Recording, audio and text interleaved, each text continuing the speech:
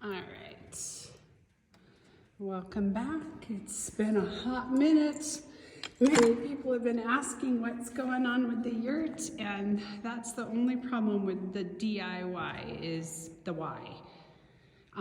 When you do it yourself, sometimes life throws you off kilter in getting things done, and that's okay. That's the cool part, is there's no hurry on this project, but here's where we are at. So a great snow storm has come through a few weekends, and so you can see all the mud tracks. I don't know if you can see them, the mud tracks, and so we kind of set up a makeshift runway so that everything is not full of dirt, but it really is. We got the doors on. We got a bit of an issue with this one. We can't figure out if the door frame is bent or is the door bent. So we will have to tackle that project here shortly. The other door is completely on there. As you can see though at the top, can you see that there's a line at the top? So we're gonna have to do some sealing and different things to get that sealed. But the second door is on. So both doors are on. We got this one. It's got blinds in the panel of glass there, so you can close it or keep it open, but it just makes sense to have a door that's glass to match all the windows. So here's what we're working on now, is we have done the insulation along where the walls meet the ceiling, nice echo, and then in all the joints of the metal roof where they kind of puzzle together is a good way to put it.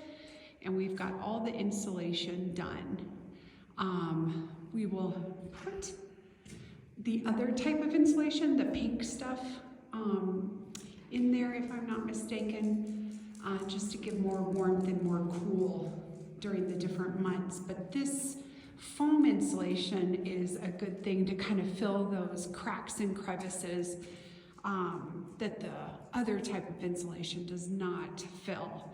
So we did that, and we did it between different joints and different places. We've got a few hiccups that we need to figure out how to master. Is when it did snow the other day, the snow slid off the roof, and then within time the water was coming underneath there. So we don't have a great seal yet between the cement and the walls that we need to master here shortly before the walls go up, because you got to master that piece. So we'll figure that out. But the goal right now is we are working on the floors, and we are going to sand them lightly and get them ready to be refinished.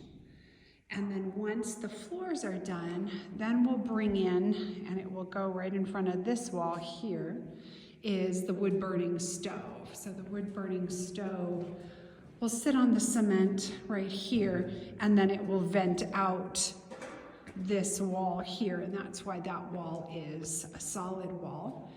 And then of course another window, and then where we will keep the TV and sofa will face this wall, so you can watch TV, and then you'll always be able to see outside. So, and that's where the wood burning stove will be, is against that wall. So that's what we're working on right now. The floors are just completely dirty. They've got a beautiful pattern to them. So what we're doing is, when we did the insulation, you can see that, do you see those marks? That's the insulation that we scraped off, and so we need to get all that off.